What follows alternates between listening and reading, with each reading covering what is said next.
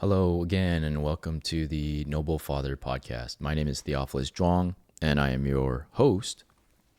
Today is January the 29th of 2024, and it's amazing to see that we've gone 1 month out of the year already. A twelfth of it is gone, and there's a lot of things happening. Tons of things happening. Federal courts finding the use of the Emergencies Act unconstitutional in Canada. So, it's crazy because, you could be so hopeless sometimes, and then suddenly something like that happens. And to me, I do feel like the use of it was unconstitutional as well. Um, Today's episode is a bit of a tricky one. And it really came from something that happened this week, and maybe in a variety of not tweets, of posts that I made on Facebook. And I had a friend reach out to me via messaging, and essentially almost as if it was like a goodbye letter, there's no way for me to respond. It was sent to me, and immediately I was blocked and unfriended. But the content of the message, I want to read to you all, and also to speak about my thoughts about that, because these are lessons that we can all walk away from, and for myself, I've tried to really reconcile it and think about it, internally, of what does this mean for me, and what was the cause for something like this. Losing a friend is not an enjoyable experience. Even though this friend, was a friend of a friend, and we rode motorcycle together for a time, and was there very much depth to the relationship? If I were to answer that question, I would say no. And we've known each other quite a long time, just like Facebook friends, really just Facebook friends. There's nothing else. So we said we'd go have coffee together, but that never happened. And the subject of which I'll read the message to you, and then go into talking about it. If you're tuning into this for the first time, this is really just a podcast for me to share my thoughts about my life, right? You just heard what I was going to talk about today, and the journey of fatherhood, and also personal development, and the growth of and what it means to be a noble father, right? This came about through the pandemic, of realizing how little support there is for fathers out there, in all the connections and all the social circles that I have, and the support that I have here, even as a father, there wasn't very much. And so rather than change groups, I was in Facebook groups that had 100,000 fathers in them, and rather than just change that, I sought to create my own. And it centered around a meetup. And this meetup it was amazing from day one. Just people coming and just, hey, what's on your mind? What do you need to get off your chest, for you to go back to be a better father? And since that time, we've grown to be a premium community. We are a community that requires investment from the father to be upfront, and to see the value and invest, accordingly, because the value that we provide is absolutely amazing. So, if you're interested in that, we're on Discord now. Shoot me a message if that's something that's, that you're interested in.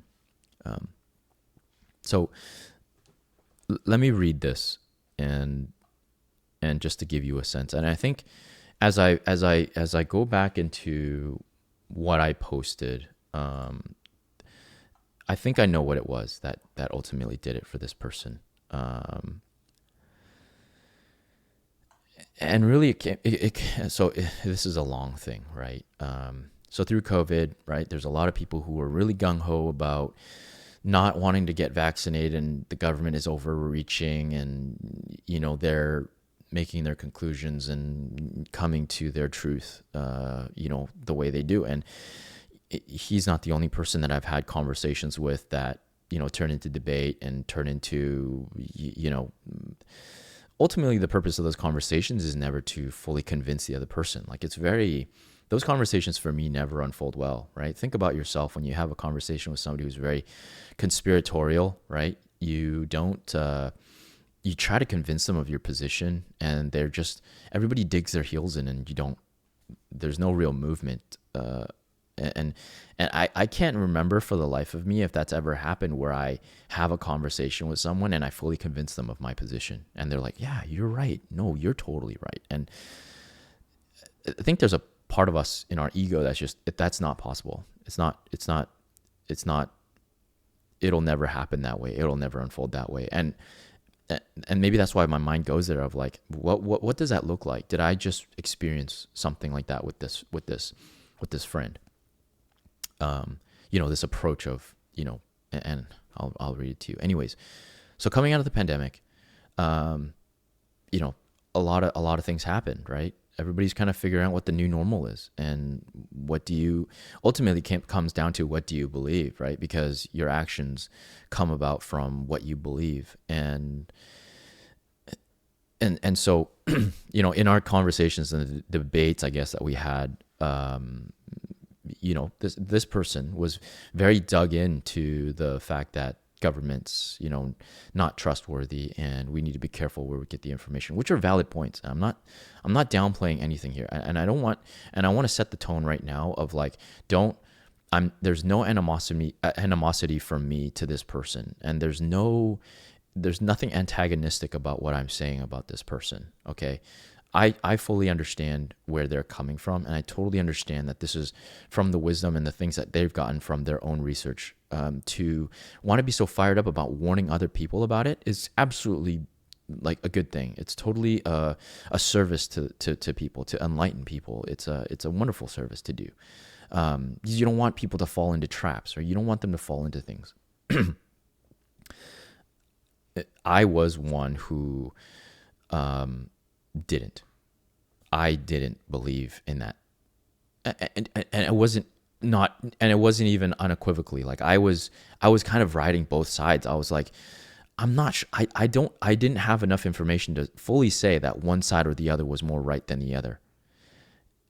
And I'll explain after I read this, because I'm a very open book. I'm a very honest person, and there's no part of me that's releasing this just to hope that the person watches it. I really don't care. I really don't care if they ever add me again. And actually, I would prefer not. Actually, I don't know if I need somebody like that in my life.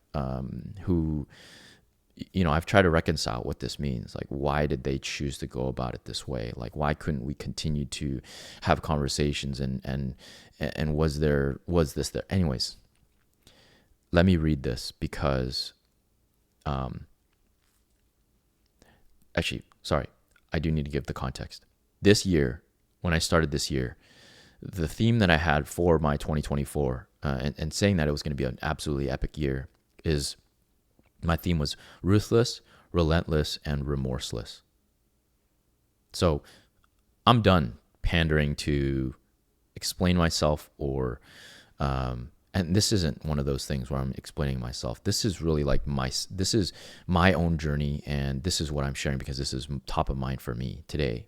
And these podcast episodes, I always give to God. It's like, Lord, what do you want me to say? And come at it, try to be as unattached as I can, and just be a mouthpiece. I still love this friend. I care for him. What he chose to do, I have to trust that he felt this was the best for him. And I'm completely okay with it. By no means do I care if he watches this. And if he was to reach out to me, fine. It's okay. Like I'm unattached. Ruthless, relentless, and remorseless. I'm done being sorry, and I'm not sorry for what I said. So it may have come about from a post that I made on Facebook about Tucker Carlson's message to Canadians on YouTube. And I said I wouldn't post the link because of the algorithms with the links. And once I post it and people don't, whatever. But the second part of the post, I said, if you're offended, I posted this, like, good. Like, be offended. Like, don't care. Maybe it's something for you to internalize and reconcile within, which each person needs to walk away from it by themselves. And it needs to be internalized. And I'm not there to babysit. I'm not there to help you think. And I'm not I'm not paid to do that. I'm not, there's nothing for me to do that. Like, I'm not there to convince you. You can formulate your own opinions, but, go and do your research. And I guess the person tried to do that with me during COVID. And so that may be where they're coming from here. That's what I'm thinking is the reason we have this situation in the first place. So he sends me this message. This was yesterday. No, not yesterday. Sorry, 2 days ago on Saturday night. And it reads, "My final paragraph to you, my friend. I love your posts these days regarding awareness. Very important to have those you love around you aware of what's really going on in the world. However, I distinctly remember you pushing back on the same ideology you're preaching today. I remember clearly all those who pushed back when I was posting like crazy trying to bring awareness to the public. Now that time has passed. You're able to see clearly what's going on, but you can't forget where you came from. It's a bit hypocritical and is very important for a coach to have self-awareness of where he was and where he has come. Not to just dismiss it, but to utilize it for those who also dig their heels in. Keep digging. There's more going on than you are aware of. And know the world is in a horrible state. Just because you are not aware of what's going on doesn't mean it isn't happening. Yemen, Syria, Red Sea, Ukraine, Gaza. You're fighting the good fight, brother. You can get better though. Be careful what your kids are taught by the education system. Don't blindly comply out of good faith to authoritative figures. All the best, coach," and then a praying emoji. My initial thoughts were like, whoa, like out of left field for sure. Not really sure how to feel about that in the moment, right? During that time, I was winding down with my family, probably about to have dinner. Actually, no, I was having dinner. And then I saw the message and I was like, like, I was lost for words, really. We had friends over, and so I kind of just put it down and just thought in my head of like,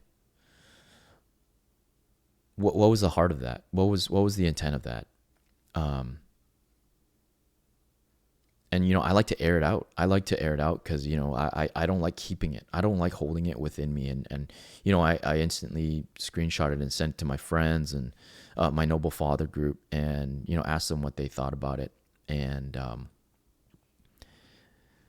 was like felt like a hostage almost of like using this to hold over me, right? And so was he right about the times that we were in? Yeah, mostly he was right. But like there was a lot of missed context, right? Like we don't know. I don't know his context during COVID. My context during COVID was one of being careful, like not really sure who to believe, right? Like each side had its own polarizing truths, and who was more right than the other in that moment. Now looking back, obviously, yeah, should I have vaccinated? Probably not, right? Right. So during COVID, end of 2020, end of 2019, December 31st, my wife and my kids got on a plane and left, and they went to China. I think that was the start. Yeah, 2020 was the start of it. And, started hearing rumblings about something going on. And China was really quick on that. Maybe it originated in China. I don't know. Like, I still don't fully know everything, because it's just like, who do you believe, really? And, I was eager to get them home, rush them home, talk to the MP and member out our church. And I was like, hey, is there a way to get her home if I can't get tickets? Like, what is going on? This was like January, right? It didn't really hit the world until March or even May, I think, here in Canada. So I was already kind of freaking out because I didn't know. I was scared, like something's happening. This is on the same level as swine flu. If anything, it was way worse, like H1N1 or whatever. And so I was rushing to get them home. And obviously, praise the Lord, God brought them back home. And, before the government even said anything, we locked down the house. My parents stayed here with my family, and I lived at my parents' place for 2 weeks, for 14 days, just to be sure, just to be careful, because didn't want to take that risk, right? We didn't want to harm anybody. Honestly, that was what I felt in the moment, in the spirit and in the heart, that was the right thing to do. Did I agree with all of it unequivocally? Absolutely not. There were times where, man, you can ask my wife, there were times where we had conversations and we fought over it. Like, I don't know if I believe this. I don't know if I believe that. Like, I didn't know which way to lean, right? Because this side was saying this side was saying this, and I couldn't navigate what was more true, right? Maybe that's easier for some people. Maybe it's easier for my friend here, where he was able to see that this was not right, and this couldn't believe this, and the sources that he was listening to convinced him unequivocally that this was true, or whatever, their position was more right than the other. I was navigating this constantly, and I was already at a point in my faith walk with God that I was being very present and leading with my heart and my spirit in the decisions that I was making. And like I said, he wasn't the only person that I have these debates with. There was other people from my church community who were like, that's not right, and we shouldn't do it like this. And I, for me in that moment, it was of like, I was led by the Spirit too. Like, my wife felt a certain way, and we talked about it, and we argued. There was times where we argued, like, what does this mean? Like, why are we doing this? And why do we need to stay in? Or, are we believing these lockdowns? I was right in the middle, really. Like, I was teetering back and forth. And so, I don't know how they got the context that I was, my heels were dug in.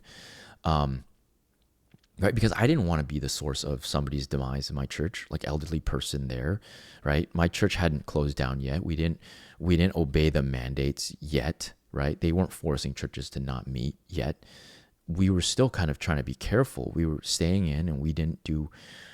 It was out of genuine care for others, even though people were like, no, that's not the right thing. You should just go out. Like, don't believe these things. Like, no, in the moment we felt, to maintain unity even in our marriage, that in the moment this was the right thing to do. This was how God was leading us to be. And our church, the same way. It happened whenever they went to lockdown. It was like, do we listen to these public orders say that we can't meet? And where's the heart in that? Like, where was the heart in that? Do we obey? Do we disobey? Do we rebel? Do we cause disunity? And that did happen. A lot of members in our church actually ended up leaving because they didn't agree with the way we approached that. They didn't agree with why we listened to those mandates, right? But then ultimately, you got to ask yourself, where's the heart in that? In leaving the way that you leave, where's your heart in that? Do you acknowledge that God had his way through the church? If God was leading the two pastors in our church to do this, to make decisions this way on behalf of the community, and the elders also to lead the church this way, and you don't disagree with what the church did, that doesn't take away the fact that the church may have listened to the leading of the Spirit. And that was what God wanted for our church. That may not have been for the ones in Abbotsford who rebelled and still met in the parking lot or whatever it was. There's no part of that makes sense to me. And so in understanding why this friend would go on to block me and not let me respond my context, where's the heart? What was the heart of that? So when you're talking about debating and then convincing somebody of your point, those conversations never unfold ideally. It always spirals into debate and debacle and and we come away very undiplomatic.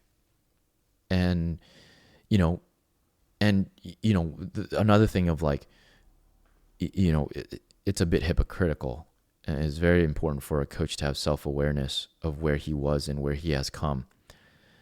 We jump ship all the time. Like, we make decisions and we come to conclusions and we make judgments all the time, and things always change. Like, right? How many people probably over the last year have, were, people who supported Trudeau, who now have changed, right? Like, isn't the point of enlightening somebody and keeping them away from a trap a good cause? And so if the person does change their mind, you should be excited and happy for them. You don't hold it over them, right? And it's interesting because, I had another conversation with a friend earlier, just talking about, that hypocriticalness of it, right? The same would be said of like, if there was a friend that I was ministering to and telling them that, hey, like, God loves you, and, hey, would you like to come to church with us? And they just reject and they don't want anything to do with it. And 5 years down the road, they become a Christian and they are gung-ho about the relationship. There would be no part of me that's like holding it over that. Imagine if they did that and then I go to block them, like, I told you so, and, unfriend them, and like, I told you so. And, I feel like that approach would be a very attached approach. And ultimately, do you care about his relationship with God, or do you care about you being right with this friend? Or that I told you so, I proved it to you, and you didn't listen to me, and you're dumbass, or whatever it is. Like, what is the heart of that? And so this act of blocking me and unfriending me, I honestly don't need that in my life. Like, if you genuinely cared for me and you were speaking these things and we had these debates at the time, and now that you understand with the context that I have, like, what was your, if you understood my context more, you would probably see that, oh yeah, I didn't make those decisions unequivocally and I was just rebelling against you or debating you because I enjoyed holding on to my position. No, these were things that I was feeling in the moment, and these were decisions I was making on the fly in the moment during that time. And that really, it scares me, right?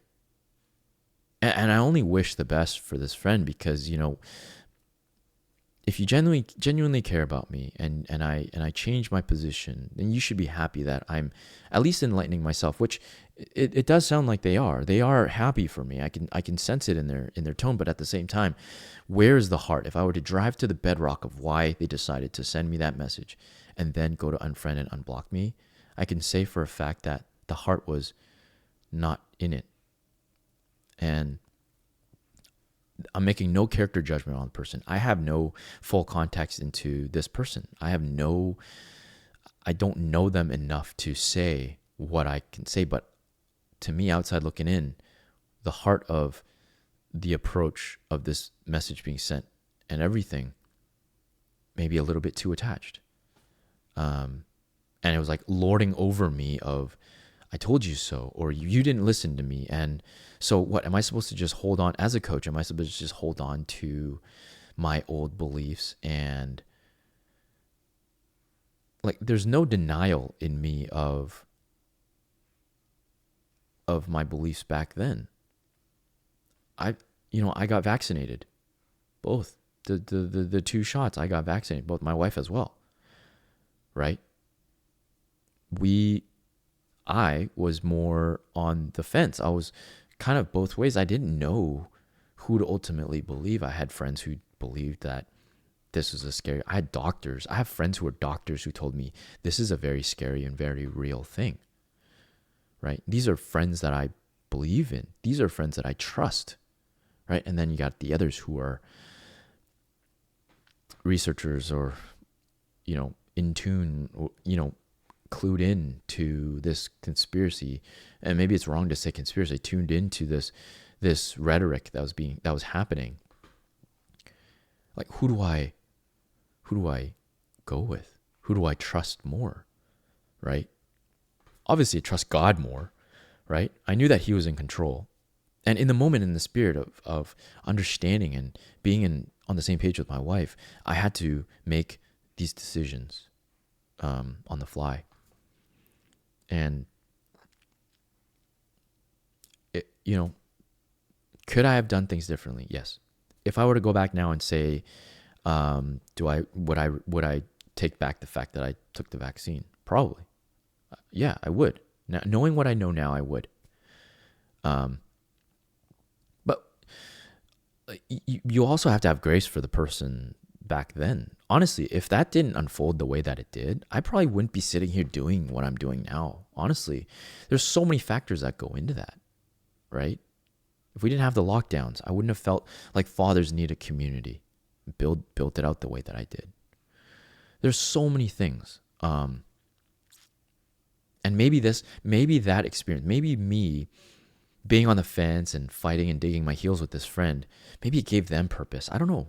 Like, there's so many things to it. Like, how do we reconcile these things? All we can reconcile is really what's within ourselves. What was at the heart of it? Where was your heart at? Where was your spirit at during that moment?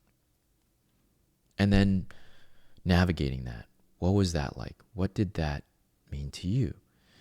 And I know now, when I read this message and looking back and really sitting with myself of where did I come from in those positions that I held, I honestly think that there was nothing hypocritical about what I did.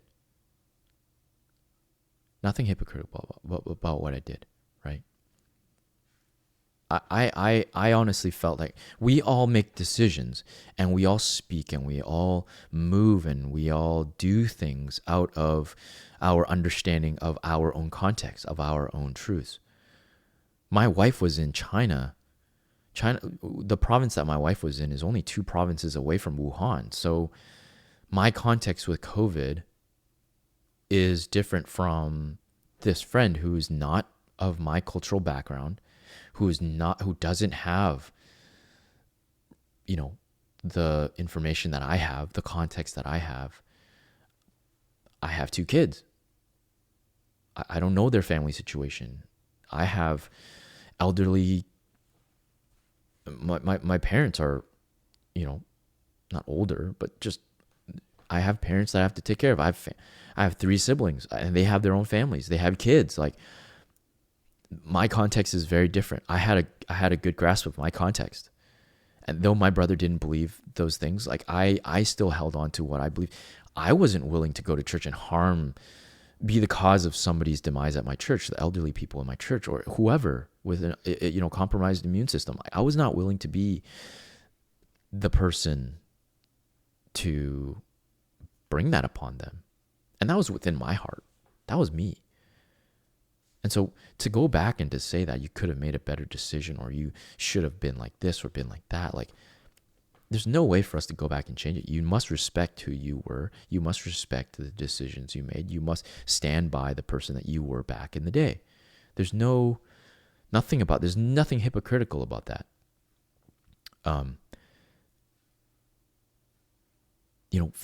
New information comes out and we make a basis in judgment. Where do I fall in that?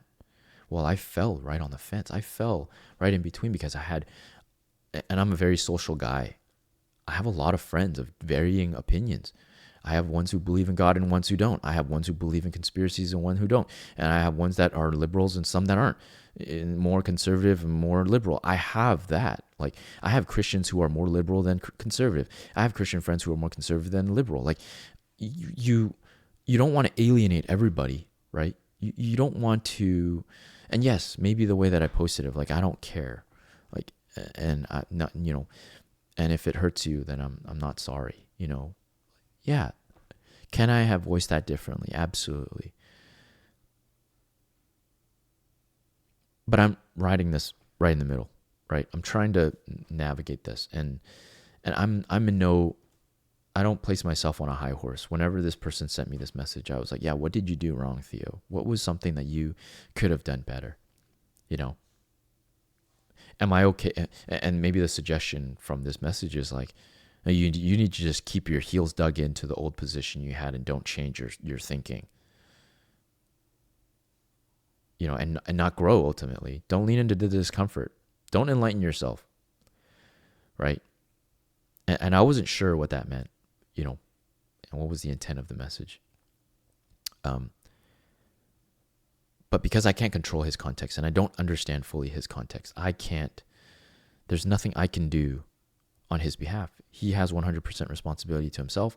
I have 100% responsibility to myself. And I hope that this is me closing the door on this. And I know what I don't need in my life. And it was definitely this. I just don't need this in my life. If the cause of the relationship was to hold this over me, to say that, that this person had the high ground, and that was the basis for the relationship, I don't need it. I don't need it in my life. And, if this friend is listening, I want you to know that you were right. You absolutely were right. There was a lot of points that you gave that was absolutely right. Now looking back, I didn't listen. But know that I made the decisions based on my heart, based on the unity of my marriage, and also in conjunction with the Holy Spirit in the moment. And these were things that I prayed about, and I asked God, and God gave me what my assignment was in that moment of respect the authorities that we were given. And yes, there's a part of me that's pushing back against that now. That's because I've changed, right? My spirit is, who I am is different. And God is leading me every single day in the way that he wants me to go. And I love you. No matter what, I still love you. And I do hope the best for you. And